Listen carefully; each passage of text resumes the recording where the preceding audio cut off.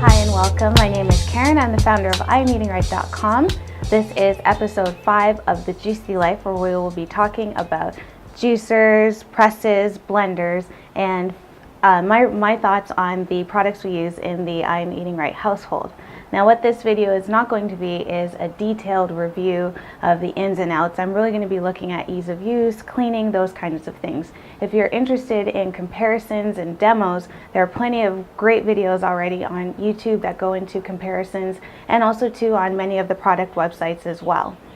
Before we get into each of the different products here, I do want to say that the investment that you make as you're starting this exciting journey, whether you're juicing or considering adding smoothies into your diet, it is your choice. I started my journey in 2011 using a standard kitchen blender, and I started with just smoothies. I didn't have a juicer or anything, and I did a 10-day smoothie fast, or feast as they're sometimes called.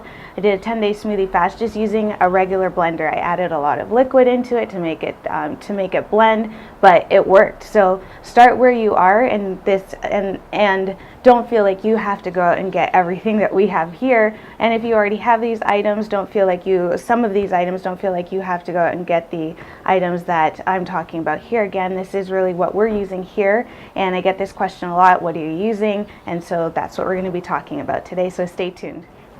All right, welcome back. Let's get started with the Blendtec, our blender. This was actually the first purchase that we made when we started on this juicing and smoothie journey. And as I said, we started with smoothies. So this was our first purchase. The choice we made was between the Vitamix and the Blendtec. And we chose to go with the Blendtec, one, because it's electronic. So for those of you who are familiar with the Vitamix, there's a dial that you turn low to high speed, whereas on the Blendtec, you've got a smoothie button. You even have a whole juice button, and I know I spoke about that in one of the episodes, where what's the difference between a juice and a smoothie. Well, one again is that the fiber is extracted. So if you are using a blender as a juice maker, you'd have to add a lot of liquid. It does have a setting for it, but then you're going to have to strain out all of the fiber. And again, if that is all you have and you want to give it a try, that's perfectly fine, but you are diluting some of the nutrients because of the liquid that you're adding in. So that is an option. You've got a pulse option, high speed, low speed, but really I just like that I can hit one button, walk away, and it'll come back, and the consistency is the same every single time. This did come, we purchased this from Costco a year and a half ago, and it came with this standard carafe and also their wild side carafe. The other reason we chose to go with the Blendtec is it doesn't have a tamper, and the wild side, unfortunately, ours was lost to an accident, and we know one thing that it doesn't blend, and that is screws, and that's a long story and not something we did on purpose. But so we don't have the wild side carafe right now, but it comes with a 5th angled side, and that really helps with getting everything blended without having to use a tamper. That being said, we have not had to stop or use a spatula or anything with this carafe. It's been able to blend everything that we've needed it to blend without any issue. So we're very happy with this purchase. Now, this being in a very electronic household, this is our most manual piece of equipment, and it is a citrus press. And it's heavy duty, it's bifocus, it is NSF approved for food service use as well. It's a beautiful piece of equipment here, and we chose to go with a manual press just because we think it's a little quicker. While the electronic presses are available, they're out there, you just hold down the orange and it does all the twirling for you. You are still waiting for it to twirl and I can't think of the word, but to twirl. We'll stick with that. You're waiting for it to rotate. That's the word. You're waiting for it to rotate to get all the juice out. Here you're just cutting it in half, putting it down, and then just squeezing it. And so it's pretty easy to use and quick cleanup as well. And again, it's just a really beautiful piece of equipment. It's really, really heavy, so it is sturdy. It comes with the bottom bases as well that can adhere to your countertop. One last thing about the Blendtec that I wanted to say is that the smoothie setting is about 30 seconds. So just so that you have an idea of how long it takes to make a smoothie. And I've been able to fill this up to the brim, and still 30 seconds it's been able to turn it all into a delicious, nutritious filled beverage. All right, so next we're going to talk about the juicers that we have here.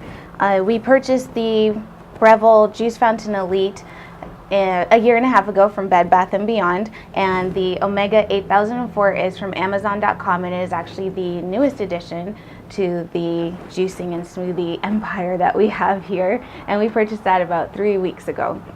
So let's get started with talking about what I like and what is different between both of them. And I actually do like both of them, and as I said, we've had this for a year and a half. I've never had any issues with the Breville, and it is a centrifugal juicer versus a masticating juicer, which the difference is that this has a lot of RPMs and it's running fast. This runs at a lower RPM, and so it is a slow juicer.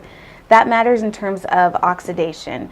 The centrifugal juicers, the Breville, will produce juice quickly. It will produce a lot of foam, and you can't store it for as long because of the high oxidation from the heat that's used. RPMs do produce heat, and so you're not maintaining as much of the integrity of the enzymes and nutrients. So as I've said before, we normally make our juice the night before to be consumed the next day in airtight glass containers. That's as long as I would keep juice made in a centrifugal juicer. For the masticating juicer, the Omega 8004, you can keep the juice for up to 72 hours in a fridge in, again, glass airtight container. Even though you can do that, I recommend not doing it unless you are in a bind, only because the flavors of the juice change, and that's for both of them. The longer you keep them, the more that the flavors meld together, and sometimes that's a good thing, and sometimes it does not work out in your favor, and so you could find that you're not liking what you've produced a couple of days later.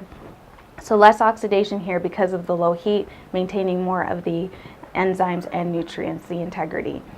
Next, let's talk about how much juice it produces. This juicer does really well in terms of not needing as much prep time. It has a pretty wide opening, about this much, a wide opening, so you can put in apples and beets and carrots whole. Just wash them, put them down the chute, and it's working fast. It is loud. The Omega does require prep time. You're cutting up your apples into carrots, beets, almost into match size pieces, and to help it go down. And this is, to give you an idea, this is about the size of the chute that's here, so you're not getting a lot. And while you could put, it's wide enough to fit a couple of different matchsticks, we found that it works better when you're feeding basically continuously one at a time. You're not even needing the tamper unless you're using leafy greens. And speaking about leafy greens, you're getting a lot more juice from the leafy greens in a slow juicer, a masticating juicer. So out of these two, we get a lot more juice out of the Omega, and also less wet pulp. And you can juice as well wheatgrass in it without needing a separate attachment or even a separate piece of equipment. For the Breville, you can definitely juice leafy greens in it, but you are going to find that you're not getting as much. Most of it is going to pulp. So there is a difference, and that can affect your budget as well in terms of being able to get the most out of 1 or 2 leaves of collards or kale or spinach versus having to use a whole bunch just to get the same amount that you would in a slow juicer.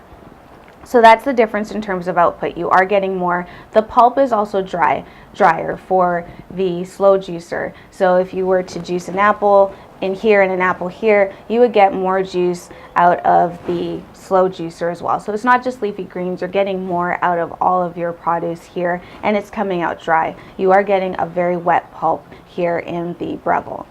Now let's talk about cleanup time. The most important thing really out of all the parts, and they're both easy to assemble, to take apart, to break down, it's pretty quick. So the one thing that causes the greatest amount of cleanup time, and just so you know, here's the auger that's doing the masticating, and it is a single auger piece of equipment, is this little screen, and you probably can't see it too clearly, but it's not big, and really that's the point. This came with a toothbrush-looking brush to clean it out, and it doesn't take very long at all. You want to make sure, because this is where the fiber is filtered through. It also comes with this filter as well, so you're catching what little foam it does produce, you're catching it in here. And so you want to be sure that this is clean. So it does take time, but because it's so small, it doesn't take as much time. So cleanup time is actually really quick here. And so where you are taking time to cut up your fruits and vegetables and the slowness of juicing, the cleanup time and the amount of juice that you're getting from your produce, to me, evens out the fact that there's very little prep time here and you're not getting as much juice. And cleanup does take longer. There are bigger pieces here on the Breville to clean.